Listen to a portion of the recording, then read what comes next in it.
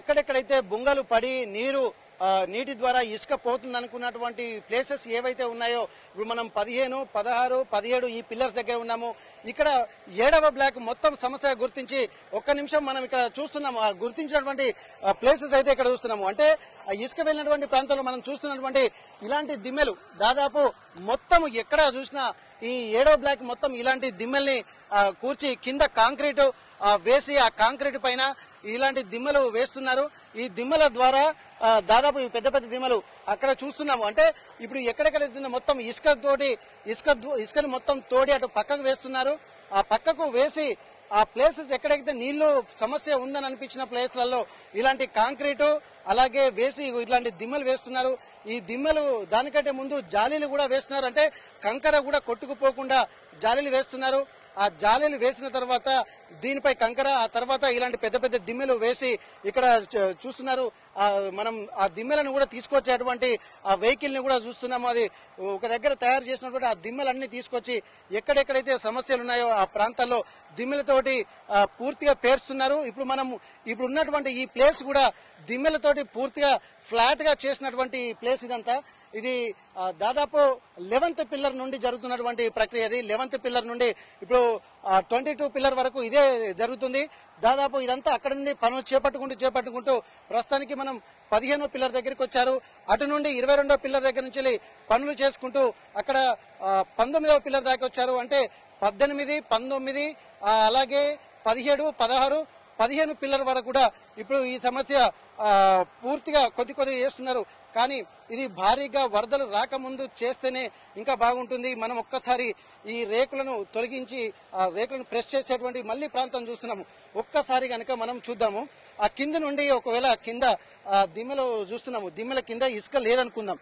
కానీ అక్కడి నుండి మళ్లీ ఈ మట్టి ఇసుక తరలిపోకుండా ఉండడం కోసం, కొట్టుకుపోకుండా ఉండడం కోసమే ఈ ర్యాక్స్ మొత్తం ఇనుప రేకులను, అంటే పెద్ద పెద్ద మందంగల ఇనుప రేకులను పెట్టి దానికి కంకర కూడా పోసి ఒక జాలీలు కూడా ఏర్పాటు చేస్తున్నటువంటి పరిస్థితి. అంటే ఇప్పుడు ఇక్కడ హోల్స్ ఉన్నటువంటి ప్రాంతాల్లో వాటర్ తోటి ఉన్న ఇసుక కొట్టుకపోకుండా ఈ కాపాడడంలో ఇదొక ప్రముఖ పాత్ర పోషించేటువంటి అవకాశం అయితే కనిపిస్తుంది. ఈ మధ్యలో కూడా పూర్తిగా దీన్ని ఇంకా లోపలికి 8 నుండి 9 ఫీట్ల లోపలికి కూడా చేస్తారు. ఇప్పటికే ఒక 7-8 ఫీట్లు లోపలికి వెళ్ళింది, మరొక 8 ఫీట్లు పైకి ఉంది. 8 మీటర్స్ ఆ మీటర్స్ కూడా ఆ పైకి ఉంది. ఇది కూడా పూర్తిగా అంటే ఒక ఈ లెవెల్ వచ్చేంత వరకు కూడా దీన్ని పూర్తిగా లోపలికి నెట్టేటువంటి ప్రయత్నం అయితే చేస్తున్నారు. ఇప్పటి వరకు దాదాపు మేజర్ పార్ట్ పూర్తయినట్టుగా ఇక్కడ అధికారులు చెప్తున్నారు. ఆ తర్వాత ఇసుక కొట్టుకుపోకుండా కోసం అన్ని చర్యలు తీసుకుంటున్నారు. కానీ ఇక్కడ ఉన్నటువంటి సమస్య పూర్తిగా ఎంతవరకు ఉందనే దాని మీద కూడా ఒక లిస్టు మాత్రం ఇవ్వాల్సి ఉంటుంది. ఇక్కడ ఈ అధికారులు ఏదైతే కమిషన్ నియమించారో ఆ కమిషన్ కూడా ఈ నెలాఖరులోపు నివేదిక ఇవ్వాల్సి ఉంటుంది. ప్రస్తుతానికి మాత్రం ఈ పనులు తాత్కాలిక మరమ్మతులు కొనసాగుతూనే ఉంటాయి. మరింత దెబ్బతినకుండా ఉండడం కోసమే ఇక్కడ ముందస్తు ప్రణాళిక చేసుకోవచ్చు. పూర్తి ప్రాజెక్టుకు సంబంధించి కూడా మరి కాసేపట్లో రేపు గాని ఎల్లుండి గాని అధికారులు ఒక నివేదిక ఇచ్చేటువంటి అవకాశం అయితే కనిపిస్తుంది.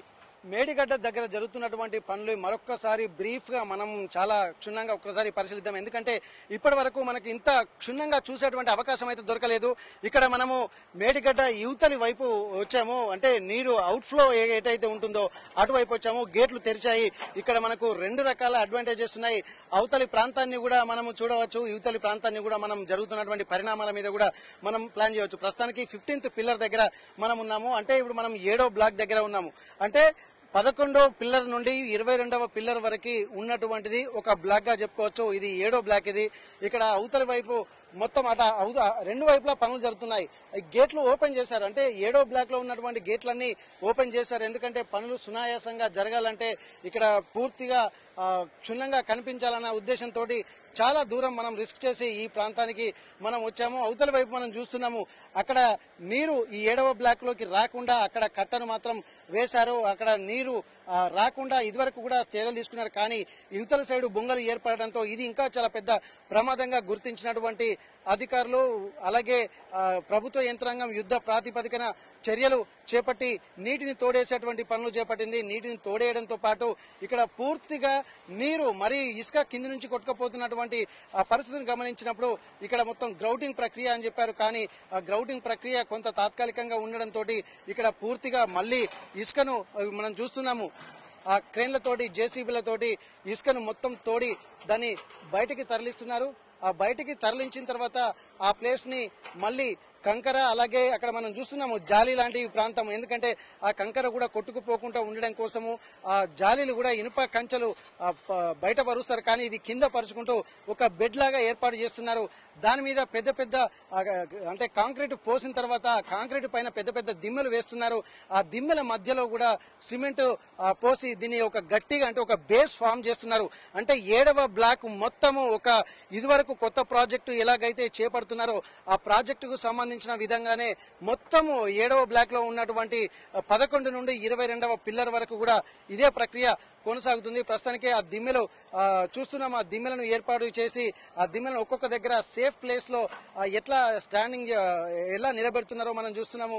పెద్ద పెద్ద క్రేన్లు కూడా ఇక్కడ ఈ కార్యక్రమంలో ఈ రిపేరింగ్ మూవ్మెంట్ లో కూడా మనం పార్టిసిపేట్ అయ్యే విధంగా చూస్తున్నాము. అయితే ఇది ఒక డే టైంలోనే అనుకుంటే పొరపాటే, కానీ 24 గంటలు ఈ సిబ్బంది పనిచేయడం వల్ల యుద్ధ ప్రాతిపదికన చర్యలు తీసుకుంటున్నారు.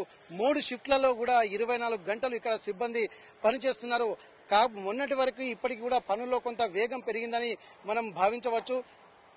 అయితే ఇప్పటికీ ఆ ప్లేసెస్ మొత్తం ఇసుక కొట్టుకుపోకుండా దీన్ని మొత్తం ఉంటున్న మొత్తం ఇనుప రేకులను కూడా అడ్డంగా వేస్తున్నారు.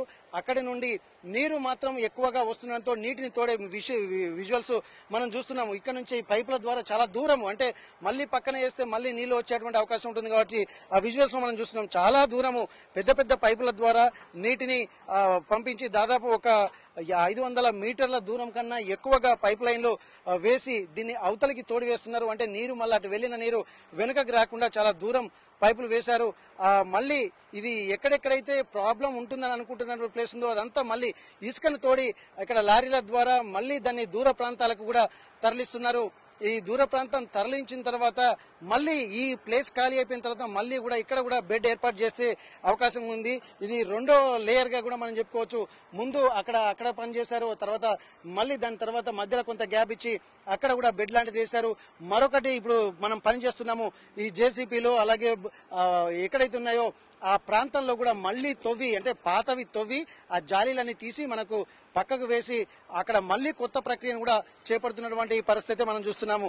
ముఖ్యంగా ఓవరాల్ గా మనం ఒక్కసారి చూస్తే ఇక్కడ 7వ బ్లాక్ లోనే సమస్యగా ఎక్కువగా గుర్తించారు. కానీ ఈ వర్షాలు పూర్తిగా అంటే రాకముందే, అంటే వర్షాకాలంలో గోదావరి నీరు ఉధృతంగా ప్రవహిస్తుంటుంది. ఎందుకంటే ఇప్పుడు మనకు కట్ట వేసింది ఒక తాత్కాలికంగానే చెప్పుకోవచ్చు. వరద ఉధృతితోటి ఈ ప్రవాహం మొత్తం వచ్చేటువంటి అవకాశం అయితే కనిపిస్తుంది. ఆ ప్రవాహం ద్వారా ఈ ఉన్న పనులు కూడా ఆటంకంగా అయ్యేటువంటి అవకాశం ఉంటుంది. కాబట్టి ఎంత వేగంగా ఈ పనులను పూర్తి చేస్తే అంత తొందరగా ఒక పెద్ద ప్రమాదం నుంచి బయటపడ్డట్టుగా మనం భావించవచ్చు. ఇక్కడ ఒకవేళ మనము ఈ వర్షాలు గనక గోదావరి ఉధృతంగా ప్రవహించి అటు దాని వాటర్ లెవెల్ అలాగే ఇటు వాటర్ లెవెల్ గనక చేరుకుంటే ఇప్పుడు మనం నిల్చున్నటువంటి ప్లేస్ అంతా కొట్టుకుపోయేటువంటి ప్రమాదం కూడా ఉంది. ఇప్పటికీ దీనికి మించి కూడా వరదలు ఉధృతంగా ప్రవహించాయి. దాన్ని దృష్టిలో పెట్టుకుంటే ఒకవేళ అనుకున్న సమయానికి నీరు రాకముందే పని పూర్తి చేస్తే కొంత ప్రమాదం తగ్గించుకోవచ్చని నివారించే చర్యలో భాగంగా మనం అనుకోవచ్చు. మరింత ఒకవేళ ఈ మంత్ ఎండింగ్ వరకే ఒక నివేదిక ఇచ్చినప్పటికీ కూడా తాత్కాలిక మరమ్మతులు గనక చేసుకుంటే మళ్లీ నెక్స్ట్ వచ్చే వర్షాకాలం లోపు దీని పనులు పూర్తిగా చేసేటువంటి ఒక అవకాశం ఉంటుంది. దాంట్లో భాగంగానే ప్రాజెక్టులో ఈ బ్యారేజీలో ఎంతవరకు పని పూర్తయింది, ఎంత ప్రమాద సూచి ఉంది, దీన్ని నివారించడానికి మనం ఎలాంటి చర్యలు తీసుకోవాలన్నటువంటి దానిలో భాగంగానే మన ఇరిగేషన్ మినిస్టర్ ఉత్తమ్ కుమార్ రెడ్డి కూడా ఇక్కడికి వచ్చి సందర్శించి పనులు పరిశీలించి వేగంగా పూర్తి చేయాలని చెప్పి అధికారులకు ఆదేశించారు.